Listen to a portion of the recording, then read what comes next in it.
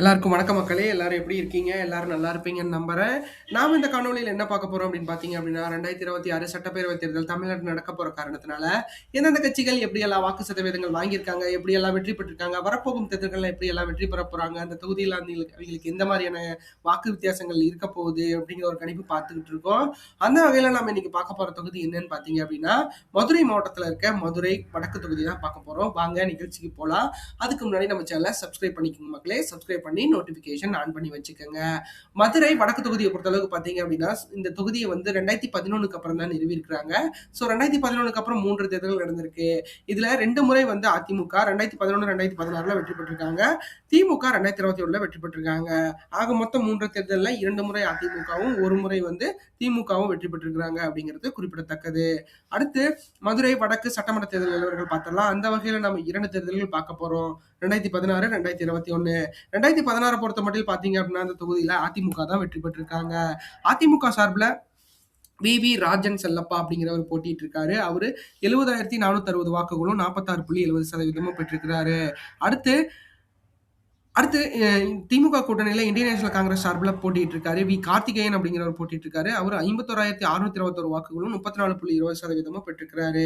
அடுத்து மக்கள் நல கூட்டணி சார்பில் தேசிய முற்போக்கு திராவிட கழகம் சார்பில் எஸ் முஜிபுர் ரஹ்மான் அப்படிங்கிறவர் போட்டிட்டு இருக்காரு. அவர் 17,732 வாக்குகளும் 11.80% பெற்றிருக்காரு. அடுத்து நாம் தமிழ் கட்சி சார்பில் எம் சாரல் அப்படிங்கிறவங்க போட்டிட்டு இருக்காங்க. அவங்க 3,541 வாக்குகளும் 2.4% பெற்றிருக்கிறாங்க அப்படிங்கிறது குறிப்பிடத்தக்கது. அடுத்து 2021 தேர்தலில் இந்த தொகுதியில மீண்டும் இந்த இடத்துல டிஎம்கே வெற்றி பெறாங்க. டிஎம்கே சார்பில் ஜி தளபதி அப்படிங்கிறவர் போட்டியிடுறாரு. அவர் 73,010 வாக்குகளும் 47.10% பெறாரு. அடுத்து பாரதிய ஜனதா பார்ட்டி சார்பில் பி சரவணன் அப்படிங்கிறவர் போட்டியிடுறாரு. அவர் 50,094 வாக்குகளும் 32.30% பெறாரு. அடுத்து நாம் தமிழர் கட்சி சார்பில் எஸ் அன்பரசி அப்படிங்கிறவங்க போட்டிடுறாங்க. அவங்க 15,311 வாக்குகளும் 9.9% பெற்று இந்த இடத்துல வந்து பெறாங்க அப்படிங்கிறது குறிப்பிடத்தக்கது. அடுத்து பார்த்தீங்க அப்படின்னா மதுரை வடக்கு மக்களவைத் தேர்தல் நிலவரங்கள் பார்த்துடலாம். அந்த வகையில் நம்ம 2 மக்களவைத் தேர்தல்கள் பார்க்க போறோம். 2019, 2024. 2019 பொறுத்த மட்டும் பார்த்தீங்க அப்படின்னா இந்த தொகுதியில டிஎம்கே சார்பில் போட்டி டிஎம்கே கூட்டணியில இருந்த communist party of India Marxist கட்சியை சேர்ந்த எஸ் வெங்கடேசன் அவர்கள் தான் வெற்றி பெற்றிருக்கிறாரு. அவரை பொறுத்தளவுக்கு பார்த்தீங்க அப்படின்னா இந்த தொகுதியில 73,704 வாக்குகளும் 52.69% பெற்றிருக்கிறாரு. அடுத்து அதிமுக சார்பில் விபிஆர் ராஜசத்யன் அப்படிங்கிறவர் போட்டிட்டு இருக்காரு. அவரு 42,605 வாக்குகளும் 30.46% பெற்றிருக்கிறாரு. அடுத்து நாம் தமிழர் கட்சி சார்பில் ஜே பாண்டியம்மாள் அப்படிங்கிறவங்க போட்டிட்டு இருக்காங்க. அவங்க 7,384 வாக்குகளும் 5.28% இந்த இடத்துல பெற்றிருக்கிறாங்க அப்படிங்கிறது குறிப்பிடத்தக்கது. அடுத்து 2024 மக்களவைத் தேர்தலை பொறுத்தளவுக்கு பார்த்தீங்க அப்படின்னா அந்த தொகுதியில மீண்டும் வந்து திமுக சார்பில் போட்டியிட்ட communist party of India Marxist கட்சியை சேர்ந்த எஸ் வெங்கடேசன் அவர்கள் தான் மீண்டும் வெற்றியிட்டு எம்பி ஆயிருக்காரு. அவர் பார்த்தீங்க அப்படின்னா 62,077 வாக்குகளும் 44.38% பெற்றிருக்கிறாரு. அடுத்து என்டிஏ சார்பில் பிஜேபி போட்டிட்டு இருக்காங்க. அவங்க ராமசீனிவாசன் அப்படிங்கிறவர் போட்டியிட்டு 32,096 வாக்குகளும் 22.95% பெற்றிருக்கிறாங்க. அடுத்து அதிமுக தனிச்சு போட்டிட்டு இருக்காங்க. அவங்க பி சரவணன் அப்படிங்கிறவர் போட்டிட்டு இருக்காரு. அவர் பார்த்தீங்க அப்படின்னா 31,322 வாக்குகளும் 22.39% பெற்றிருக்கிறாரு அப்படிங்கிறது குறிப்பிடத்தக்கது. அடுத்து நாம் தமிழர் கட்சி சார்பில் டி சத்யதேவி அப்படிங்கிறவங்க போட்டிட்டு இருக்காங்க. அவங்க 14,383 வாக்குகளும் 10.28% பெற்றிருக்கிறாங்க அப்படிங்கிறது குறிப்பிடத்தக்கது. அடுத்து மதுரை வடக்கு தொகுதி தேர்தல் 4 தேர்தல் நிலவரங்கள் பார்த்துடலாம். அந்த வகையில் அதிமுக திமுக நாம் தமிழருக்கு 4 தேர்தல் நிலவரங்கள் பார்த்துக்கிட்டு இருக்கோம். அதிமுக பொறுத்த மட்டும் பார்த்தீங்க அப்படின்னா 2016ல 46.70%, 2019ல 30.48%, 46%, 2021ல 32.30%, 2024ல 22.39% இந்த இடத்துல வாக்குகள் பதிவாயிருக்கு. அடுத்து திமுக கூட்டணியை பொறுத்தளவுக்கு பார்த்தீங்க அப்படின்னா 2016ல 34.20%, 2019ல 52.69%, 2021ல 47.10%, 2024ல 44.38% வாக்குகள் பதிவாயிருக்கு. அடுத்து நாம் தமிழரை பொறுத்த மட்டும் பார்த்தீங்க அப்படின்னா 2016ல 2.4%, 2019ல 5.28%, 2021ல 9.9%, 2024ல 10.28% இந்த இடத்துல வாக்குகள் பதிவாயிருக்கு அப்படிங்கிறது குறிப்பிடத்தக்கது. அடுத்து மதுரை வடக்கு தொகுதி வாக்காளர்கள் நிலவரத்தை பத்தி பார்த்துடலாம். அந்த வகையில இந்த தொகுதியில மொத்த வாக்காளர்களா 2,08,749 பேர் வாக்காளர்களா நியமிக்கப்பட்ட தேர்தல் இந்த தேர்தல்ல இவங்க வந்து வாக்களிக்க தயாரா இருக்காங்க. அதுல 1,05,559 ஆண் வாக்காளர்களும் 1,07,155 பெண் வாக்காளர்களும் பதிவு செய்யப்பட்டிருக்காங்க. மூன்றாம் பாலினத்தவர்கள் 35 பேர் இந்த இடத்துல வாக்காளர்களா பதிவு செய்யப்பட்டிருக்காங்க அப்படிங்கிறது குறிப்பிடத்தக்கது. அதே வாக்காளர்கள்ல ஏஜ் வைஸ் கேட்டகரின்னு பாக்குறப்ப பாத்தீங்க அப்படின்னா 18 வயசுல இருந்து 34 வயசு வரைக்கும் இருக்கீங்க 34,327 ஆண்களும் 36,218 பெண்களும் இந்த இடத்துல வாக்காளர்களா பதிவு செய்யப்பட்டிருக்காங்க அப்படிங்கிறது குறிப்பிடத்தக்கது. 35 வயசுல இருந்து 54 வயசு வரைக்கும் இருக்கீங்க பாத்தீங்க அப்படின்னா 43,467 ஆண்களும் 45,862 பெண்களும் இந்த இடத்துல வாக்காளர்களா பதிவு செய்யப்பட்டிருக்காங்க அப்படிங்கிறது குறிப்பிடத்தக்கது. 54 வயசுல இருந்து 65 வயசுக்கு மேல இருக்கீங்க பாத்தீங்க அப்படின்னா 23,765 ஆண்களும் 25,074 பெண்களும் இந்த இடத்துல வாக்காளர்களா பதிவு செய்யப்பட்டிருக்காங்க. ஆக மொத்தத்துல பாத்தீங்க அப்படின்னா இந்த தொகுதியில யங்ஸ்டர்ஸோட வளர்ச்சி விகிதங்கள் 33% இருக்கிறது அப்படிங்கிறது உறுதியா தெரியுது. அடுத்து மதுரை வடக்கு தொகுதி வாக்குப்பதிவு சதவீதங்கள் கடந்த 3 தேர்தல்கள் எப்படி பதிவாயிருக்கு அப்படிங்கிறத பார்க்கலாம். அந்த வகையில பார்க்குறப்ப பார்த்தீங்க அப்படின்னா 2011ல 72.80%, 2016ல 64.60%, 2024ல 65.60% வாக்குகள் பதிவாயிருக்கு. 2026 தேர்தல் வாக்குப்பதிவு எதிர்பார்ப்பு சதவீதத்தை பொறுத்த அளவுக்கு 67.67% வந்து இந்த இடத்துல வாக்குகள் பதிவாயிருக்கு அப்படிங்கிறது குறிப்பிடத்தக்கது. சிட்டி பேஸ்ட் பீப்புளுக்கு நான் ரொம்ப ரிக்வஸ்டா கேட்கறது என்னன்னா, எல்லாரும் ஓட் பண்ணுங்க. ஓட் பண்ணா மட்டும்தான் ஒரு ஒரு ஒரு ஓட்டுல கூட நல்ல மனிதர்கள் தேர்ந்தெடுக்கிறதுக்கான வாய்ப்புகள் அதிகமா இருக்கு. தயவு செஞ்சு அனலைஸ் பண்ணுங்க. நம்மளுக்கான 5 வருஷத்துக்கு என்ன நடக்கும், நம்ம வந்து எப்படி வீட்டுக்கு பட்ஜெட் போடுறோமோ அதே மாதிரி அந்த வேட்பாளருக்கு தயவு செஞ்சு பட்ஜெட் போடுங்க. அப்பனா மட்டும்தான் நம்மளால வந்து சில கேள்விகள் வந்து நம்ம கேட்டே ஆகணும். எனக்கு இது பண்ணல அது பண்ணலங்கிற அந்த கோபத்தை உள்ள வச்சுக்கிட்டே இருக்காதீங்க. வெளியே எக்ஸ்போஸ் பண்ணுங்க. அதுக்கு தான் நம்மளுக்காக கொடுத்துருக்காங்க ஓட்டிங் பர்பஸ். ஸோ அதனால ஓட்டிங் பண்ணுங்க. மதுரை வடக்கு தொகுதி வாக்கு எதிர்பார்ப்பு 2026 பொறுத்தமட்டில் எப்படி இருக்கும் அப்படின்னு பாத்தீங்க அப்படின்னா இந்த தடவை வந்து அதிமுக வெற்றி பெறுவதற்கான சாத்தியக்கூறுகள் அதிகமா இருக்கு. ஏன்னா அதிமுக பொறுத்த மட்டும் பாத்தீங்க அப்படின்னா இதை எப்படி நீங்க அதிமுகன்னு சொல்லணும், ஏன்னா தளபதி அவர்கள் மிகப்பெரிய அளவுல வந்து அங்க சைன் பண்ணியிருக்காரு. பட் ஆனா பாத்தீங்க அப்படின்னா இந்த தடவை பிஜேபி, அம்மா மக்கள் முன்னேற்ற கழகம் எல்லாம் வந்து அதிமுகவோட இணைஞ்சிருக்காங்க. சோ அதனால பாத்தீங்க அப்படின்னா கண்டிப்பா இந்த தடவை 35.61%, 50,307 வாக்குகளும் பெறுவதற்கு வாய்ப்புகள் இருக்கு. ஏன்னா இந்த தொகுதியை பொறுத்த அளவுக்கு போன தடவை வந்து அதிமுக மேல மிகப்பெரிய விமர்சனங்கள் இருந்துச்சு. அதிமுக மேல அதாவது செல்வி ஜெயலலிதா அவர்கள் இறந்த பின் பாத்தீங்க அப்படின்னா எடப்பாடி அவர்களால வந்து முதலமைச்சர் வந்து அவரு எப்படியோ வந்து எப்படி சொல்றது ஒரு ஒரு ஆக்சிடென்ட்ல அவர் முதலமைச்சர் ஆயிட்டாரு. கண்டிப்பா நல்லா பண்ணுவாரா அப்படின்னு எதிர்பார்த்தாங்க. பட் அவரோட திறமைக்கு தகுந்த மாதிரி அவர் குட் அட்மினிஸ்ட்ரேட்டிவ் பண்ணிட்டு போயிட்டாரு. ஏன்னா ஒருத்தர் இறந்துட்டாங்க, ஒரு ஆளுமையான பீப்புள் இறந்துட்டாங்க. மறுபடியும் அந்த ஆட்சியை வந்து அவங்க தக்க வச்சுக்கிட்டு அந்த 4.5 வருஷம் அவர் போராடி இருக்கிறது.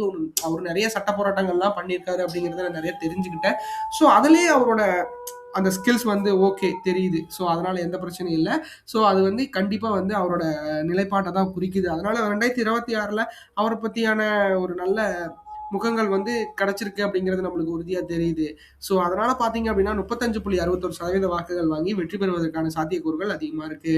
அடுத்து ஏன்னா அதிமுகவை பொறுத்த மட்டும் இந்த இடம் வந்து கூட்டணி வந்து மிகப்பெரிய அளவுல ஸ்ட்ராங்கா இருக்கு. கூட்டணி விவரங்கள் பின்னாடி நம்ம பேசலாம். ஆனா கூட்டணி அவங்களுக்குள்ள வந்து கொஞ்சம் ஸ்ட்ராங்கா இருக்கிறத நம்மளால ஒத்துக்க முடியுதா இருக்கு.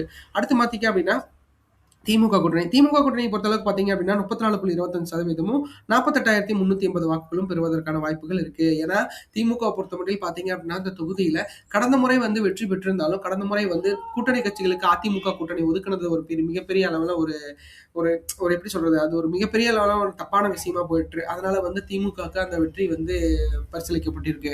ஸோ அதனால வந்து இந்த இடம் வந்து அதிமுக தன்னோட தொகுதியை வந்து மறுபடியும் ரிட்டைன் பண்றதுக்கான வாய்ப்புகள் அதிகமா இருக்கு. ஏன்னா பிஜேபிங்கிறப்போ வந்து கொஞ்சம் எதிர்மறையான விமர்சனங்கள் 2021ல இருந்துச்சு. அதே 2026ல அது வேற மாதிரி எக்ஸ்போஸ் ஆயிருக்கு. ஸோ அதனால பாத்தீங்க அப்படின்னா இந்த தடவை திமுகவோட அந்த அந்த அந்த அந்த வேற்று அரசியல் வந்து கொஞ்சம் வந்து மாறுபடுறதுக்கான வாய்ப்புகள் இருக்கிறத நம்மளால உறுதியா சொல்ல முடியும்.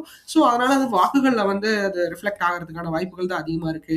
அந்த வகையில 34.25% வாக்குகள் வந்து திமுக கூட்டணிக்கு கிடைக்கிறதுக்கான வாய்ப்புகள் இருக்கு. ஏன்னா 48,380 வாக்குகள் கிடைக்கும். ஏன்னா இந்த தொகுதியை பொறுத்தளவுக்கு பாத்தீங்க அப்படின்னா இந்த தடவை தமிழக வெற்றி கழகத்தோட வருகை இருக்கு. ஸோ அதனால பாத்தீங்க அப்படின்னா வாக்குகள் மிகப்பெரிய அளவில் ஸ்ப்ரெட் ஆகுது. அதுவும் இல்லாம இந்த மக்கள் வந்து நம்ம என்னதான் சொன்னாலும் இங்க இந்த மக்கள் வந்து 67% தான் பண்ணுவாங்க அப்படிங்கிறது நம்மளுக்கே தெரியும். ஏன்னா என்னோட ஒருத்தனோட கண் இதுல மட்டும் அவங்க எல்லாருமே திருந்தி வாக்களிச்சிட்டாங்க அப்படின்னா அது அது உண்மையாலுமே எனக்கு ரொம்ப பெருமையான விஷயம் தான். பட் ஆனா அது நடக்காம ஏன்னா கவர்மெண்ட் எலெக்ஷன் கமிஷன் அவ்வளோ பெரிய டிபார்ட்மெண்ட், அவ்வளோ பெரிய செக்டார்ஸ் வச்சிருக்கிறவங்க சொன்னாலே யாரும் கேட்க மாட்டேங்கிறாங்க. இருந்தாலும் என்னோட காணொளி மூலமா நான் வந்து அத தெரிவிச்சுக்கிறேன். அடுத்து பார்த்தீங்க அப்படின்னா, நாம் தமிழரை பொறுத்தமட்டில் 11.23% 15,866 வாக்குகளுக்கு மேல பெறுவதற்கு வாய்ப்புகள் இருக்கு. ஏன்னா நாம் தமிழர்களை பொறுத்தளவுக்கு பார்த்தீங்க அப்படின்னா, இந்த தொகுதியில கடந்த 4 தேர்தல்கள்ல அவங்க ஒரு நல்ல பெர்சன்டேஜ் ஆஃப் வாக்குகள் வாங்கியிருக்காங்க. ஸோ அதனால பார்த்தீங்க அப்படின்னா, அவங்களுக்கான வாக்காளர்கள் இன்க்ரீஸும் இதுல கண்டிப்பா ஆயிருக்கும். ஏன்னா அவங்கள பொறுத்தளவுக்கு தன்னோட வெற்றியை வந்து மிகப்பெரிய அளவுல அவங்க பரிசளிக்கணும்னு அவங்களும் ஆசைப்படுவாங்க. ஸோ அதனால பார்த்தீங்க அப்படின்னா 11.23% 15,866 வாக்குகளும் பெறுவதற்கு வாய்ப்புகள் அதிகமா இருக்கு. ஏன்னா சீமான் அவர்களை பொறுத்தளவுக்கு பார்த்தீங்க அப்படின்னா அவர் வந்து தொகுதி வேட்பாளர்கள் அறிவிப்பு பட்டியல் வரைக்கும் சென்றுட்டாரு. ஸோ இப்பயே வந்து அதுக்கான அடித்தளம் வந்து மிகப்பெரிய அளவில் அவர் போட்டுக்கிட்டு இருக்காரு. ஸோ அதனால வந்து இந்த தொகுதிகளை அவர் மிகப்பெரிய அளவில் காம்ப்ரமைஸ் பண்றதுக்கான வாய்ப்புகள் அதிகமா இருக்கு.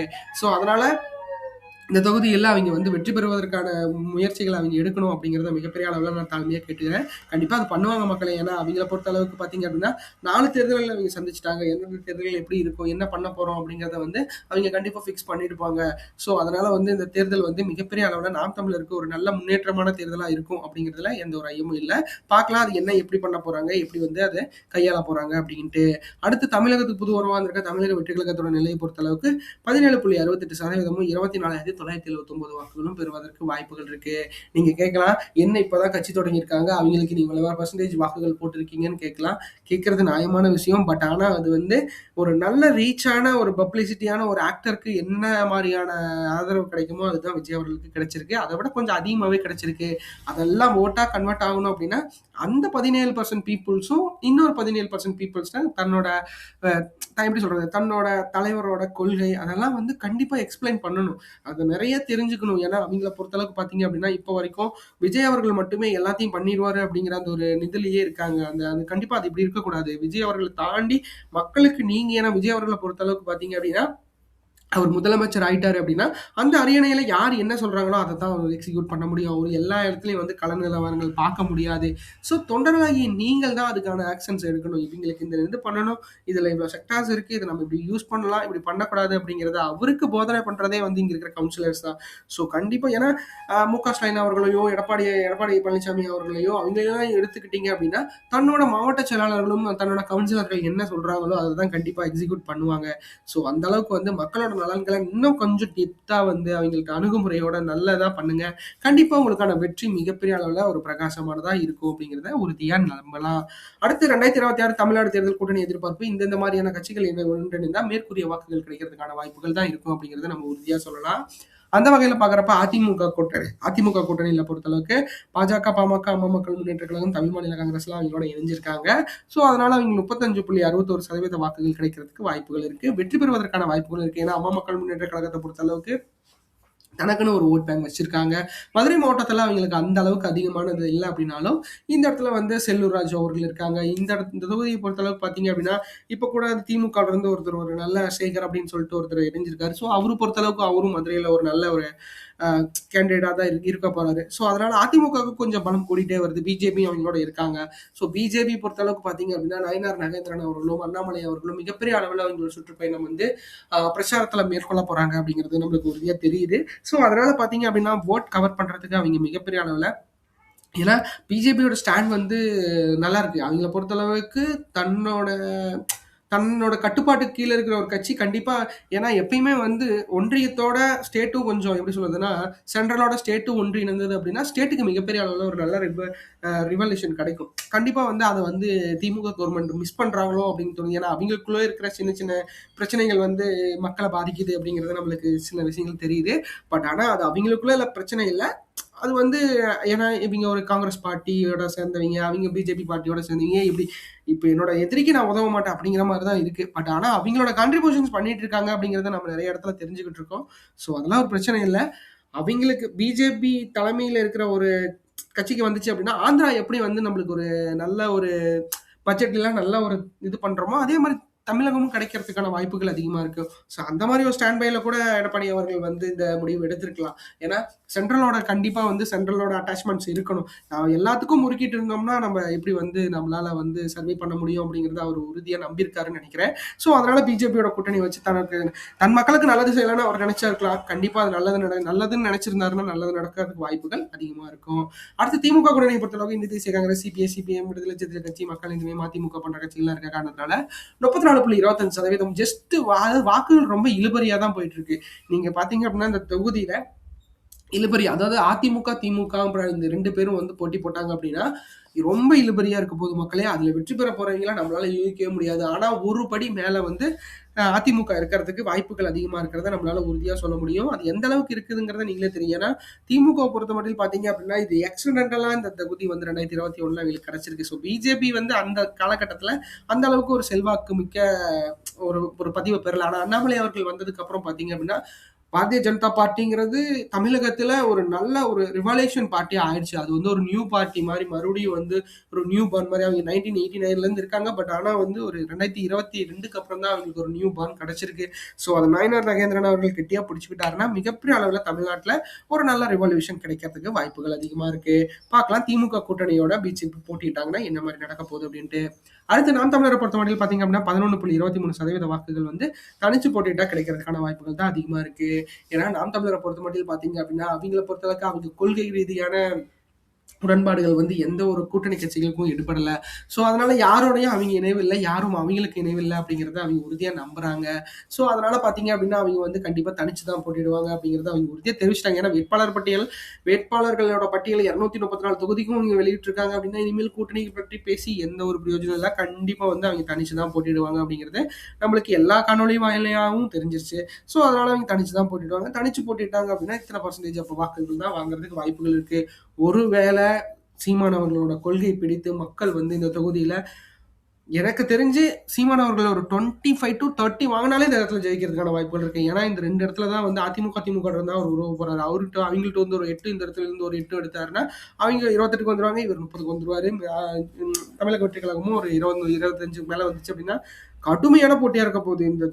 எனக்கு தெரிஞ்சு மக்கள் கொஞ்சம் யோசிச்சாங்க அப்படின்னா நாம் தமிழரும் தமிழக வெற்றி கழகமும் மிகப்பெரிய அளவுல அதிமுக திமுகவுக்கு நல்ல ஒரு போட்டியா இருக்க போறாங்க அப்படிங்கிறது நம்மளுக்கு உறுதியா தெரியுது.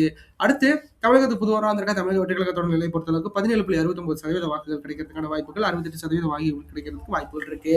ஏன்னா அவங்க பொறுத்தளவுக்கு இப்பயும் கூட்டணிகளை பற்றி எங்கேயுமே பேசல. ஸோ கூட்டணிகள் அவங்க நினைவு இல்லை. கூட்டணிகளை பத்தி அவங்களுக்கு எந்த ஒரு எல்லா கூட்டணிகளும் ஃபைனலைஸ் ஆயிடுச்சு. அதிமுக கூட்டணி திமுக கூட்டணி ஃபைனலைஸ் ஆயிடுச்சு. கடைசியா இருந்த தேமுதிகவும் திமுகவோட சேர்ந்துட்டாங்க அப்படிங்கிறது நமக்கு தெரியும். ஸோ அதனால பாத்தீங்க அப்படின்னா இந்த 2026 தேர்தலில் விஜய் அவர்கள் தனிச்சு தான் போட்டியிட வருது அப்படிங்கிறது. ஏன்னா எனக்கு தெரிஞ்சு அவர் தனிச்சு போட்டியிடுறதுல 60% அஃபெக்ட் ஆக போறது திமுக தான். 35% தான் அதிமுக ஆக போகுது, 5% வந்து நாம் தமிழர் ஆக போறாங்க. ஸோ அதனால திமுகக்கு அந்த நியூ ஓட்டர்ஸ் வந்து போன 2021 யார் யார் இருந்தாங்களோ அவங்க எல்லாம் அப்படியே வந்து தமிழக வெற்றி கழகத்துக்கு ஜம்ப் ஆக போறாங்க. ஸோ திமுக மிகப்பெரிய அளவுல வந்து ஒரு சஃபரை சந்திக்க வேண்டியது இருக்கும். கண்டிப்பா நீங்க வந்து அது என்னங்கிறத சொல்யூஷனோட கண்டுபிடிச்சிருங்க திமுக அப்படிங்கிறத நான் உறுதியா சொல்றேன். ஸோ தமிழக வெற்றி கழகத்தோட நிலை வந்து விஜய் அவர்களை பொறுத்தளவுக்கு விஜய் அவர்களின் தனி மனிதனுக்காக 17.62% வாங்குறதுக்கான வாய்ப்புகள் அதிகமா இருக்கு அப்படிங்கிறத நம்ம உறுதியா சொல்லலாம். இந்த காணொலி உங்களுக்கு ரொம்ப பிடிச்சிருக்கும்னு நினைக்கிற மக்களை நம்ம சேனல் சப்ஸ்கிரைப் பண்ணுங்க, லைக் பண்ணுங்க, ஷேர் பண்ணுங்க, கமெண்ட் பண்ணுங்க. ஒவ்வொரு நாளும் ஒவ்வொரு தொகுதி மாதிரி போயிட்டு இருக்கோம். கண்டிப்பா உங்களுக்கு எல்லா இன்ஃபர்மேஷனும் வந்துகிட்டு இருக்கோம். நன்றி, வணக்கம்.